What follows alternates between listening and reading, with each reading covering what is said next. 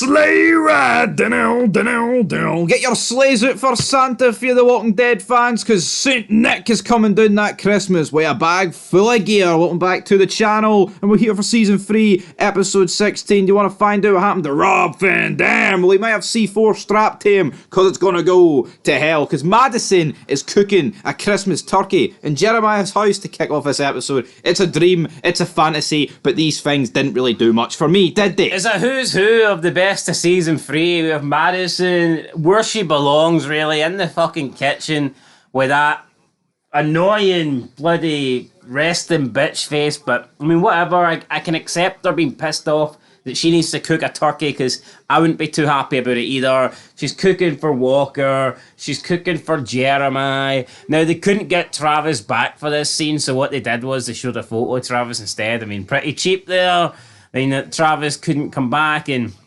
film this scene, but then again, would it really have added that much? Probably not. So yeah, Madison, I don't understand if these flashbacks were necessary. I don't think they were good.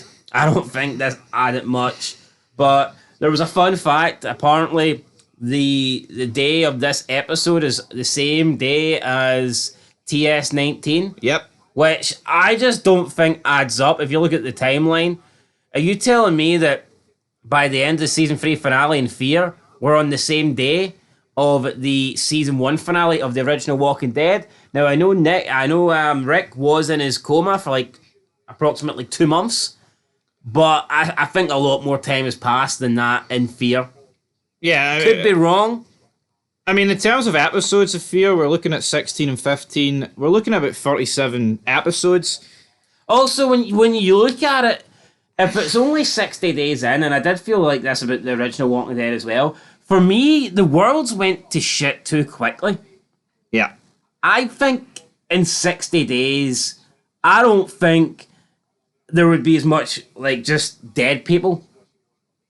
No. I don't think, like, neighborhoods and towns, I don't think they would have all cleared out. I think you would have had people staying, like trying to barricade their homes and stuff like this. When you look at Fear, the fact that they've all kind of like separated just into like bigger groups now makes you think that this apocalypse has been going on a lot longer than it has. Yeah, the signs are there. We've seen Luciana. She's in the front seat of the SUV holding a baby. So is this like a premonition? Is she pregnant? Will she have Nick's kid?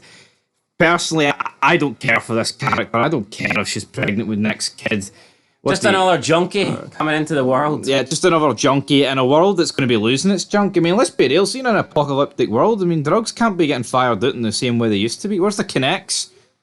Where's the dealers? I mean, they're dead. Nick's running out, so he's relying on shots. But then we cut back to reality. The quotes from Eminem. We've got Proctor John. He's riding a wee dinghy, a Zodiac, into the dam. He's got Alicia there. He meets with Strand, and then there's like a weird scene where Strand looks at Alicia, she looks at him, and it's like, what are you doing here? What are you doing? It's like the Spider-Man meme. They're pointing at each other, but Big Proctor John's like, Strand, what's happening? You said we'd be given safe passage to the dam, not Belfast. I just think Fear the Walking Dead's too unrealistic, how everybody seems to end up like meeting up again by coincidence. You think how big the fucking world is, yet they all seem to just like run into each other. What's the chances that Alicia would run into this Proctor MC that would be heading to the dam that Madison's at? Yeah. I mean, and it's like one episode fucking later. Yeah, it's not even like a season later. Like in the original Walking Dead, what's the chances of Morgan really being able to track Rick down? Look at the size of America. Yo, he manages to track Rick down, and he manages to mingle with these guys. I don't know. Morgan's doing it all. I don't like that. It kind of ruins it for me. How he, given you would never really split up in the zombie apocalypse, because unless you have a base that you can regroup at and that you can call home, see the chances of finding each other once you've lost contact?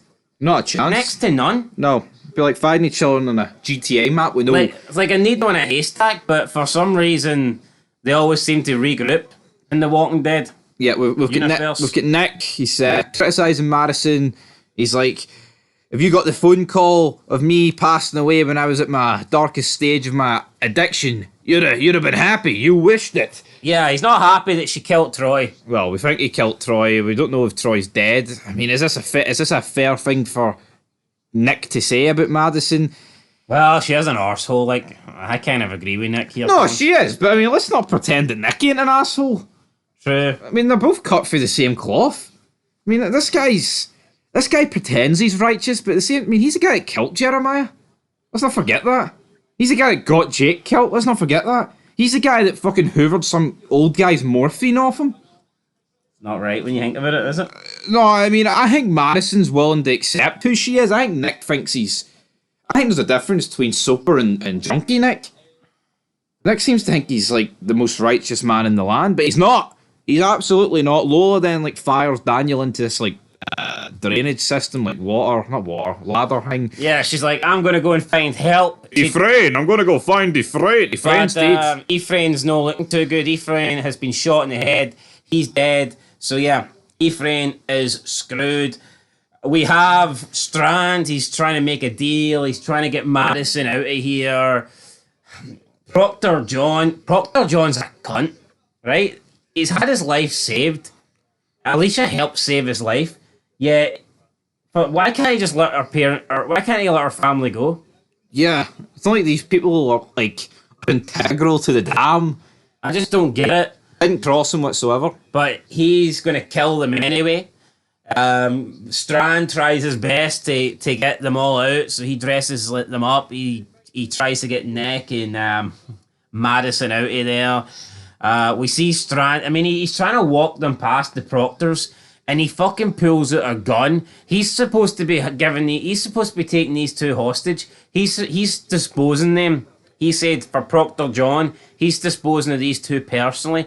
And while he's walking past all the MC members, he literally takes his gun out of his fucking pocket and gives it to Madison. I mean, why wouldn't you do that when you get clear? Madison! Yeah, what is Strand doing? What an idiot. Then people realise, like, hey, where are you going with them? Strand kind of gets found out. We have Lola dying as well. Lola attacks the Proctor. She kills a couple, but then she gets wiped out, so she's dead. Proctor John thinks that's him won, and that he's going to just kill Nick now and kill Madison. But Nick has got the trump card because Strand brought out the trump card of the C4, but Nick, he kind of takes over for Strand, and he's like, right, you're going to have to let my family go, or else I'm going to blow up the dam. So the Proctors let them go. Nick can't go with them, though, because the range of the C4 activator, the detonator, won't reach that far. So Nick pretty much sacrificing himself. Nick then, they're closing in. Proctor John's had enough. He's like, you know what? He ain't going to hit the button. Let's just take him out. Let's just kill him. But they could just kill him. It's not like grenades where if you pull the pin, you can block it, right? Or in Spade, when the bad guys get it's strapped to him, and therefore, if he dies, he'll release the trigger. If Nick gets shot in the head here, he's not pressing this button. So they could have done it, but we've just got this pish standoff where we Strand, Madison, and Alicia run from the dam. They get in the Zodiac. They start driving away. Nick's just walking about. Proctor John's like, this is getting a wee bit boring. And then shots start getting fired. It's Crazy Dog. It's Walker. They're back. They're safe. Well, to be fair, Walker's not doing anything. He's just watching Crazy Dog take the shots. Because he used to be in Iraq, damn it. He used to be a U.S. veteran with a sniper.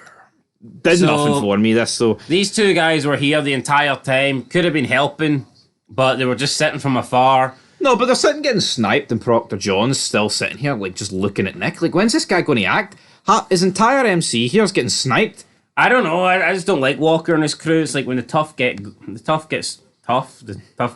or whatever. I don't know. Whatever that saying is. But they just seem like they walked out. And then we get Daniel, who's, like, hanging on here by a thread. He sees Lola. This sends him into a fit of rage, and he starts shooting and shooting and shooting. Takes care of people. He's like, oh, Nick. He comes across Nick.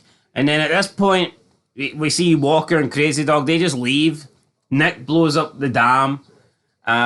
We see Madison, Alicia, and Strand. They were in their dinghy boat, but they couldn't get far away, so they get brought back by the current. explosion. The current drags them down, and then we see in the flashback when Madison cooking dinner, Jeremiah's head is on the table.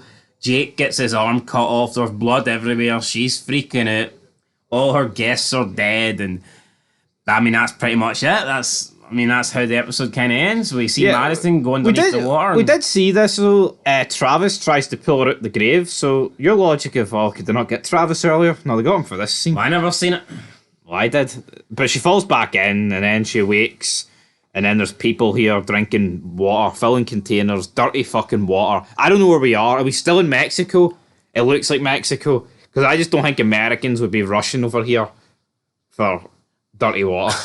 I think this show's always going to be held back with Madison being the main character. Yep. That is my opinion. We know for a fact she lives, so... And, I'm not saying the other characters are great, but I just think this show would be a hell of a lot better if any of the other ones were...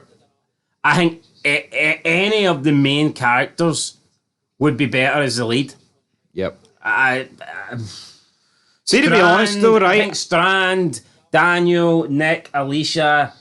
I think any of them would be better off as the lead character, not Madison Clark. Name me a TV show, right, where a middle-aged white woman is the lead, has worked. Exactly, it doesn't work. It's unheard of. I mean, say it, where? Name me. I cannot think of one example. And it's not like she is the lead. You cannot say no one else is the lead in this show. Maybe, right, in the first couple of seasons you could have argued Travis, but it always felt like Madison was the leader of the family. I don't think it ever felt like Travis was the lead. Yeah, I know, but you could maybe argue it. Could you? Right, well, a piss poor argument, but you could attempt it at least. Oh, I think the actress is fucking terrible. And for me, when the actor or actress of the show, the lead one is terrible, then the show can never be that good. It just can't. And it will always suffer. It can, maybe if she got acting lessons halfway through the show, it could maybe get better, but...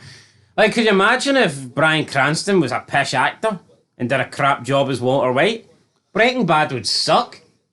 It is what it is. Yeah. Anyway, guys, this episode, I don't know, season 3, it was fun, but I didn't really enjoy this episode. I'm going to give it a 4. Yeah, I'm going to give it a 4 too. Just wasn't... I thought some of the CGI as well was awful. For the dam, it didn't exactly do much for me. And then, what, are we going to see Nick and Daniel team up for season 4? Even though I'm pretty sure in the season 4 premiere, we're introduced to Morgan. How's that work? So, if this episode, timeline-wise, is the same as the season 1 finale... It must be a big-ass time skip. Yeah, there has to be, guys. But anyway, that's going to leave it for here. Sleigh ride. Santa can jump on his sleigh and fuck off back to TJ. So until next time, 4 out of 10.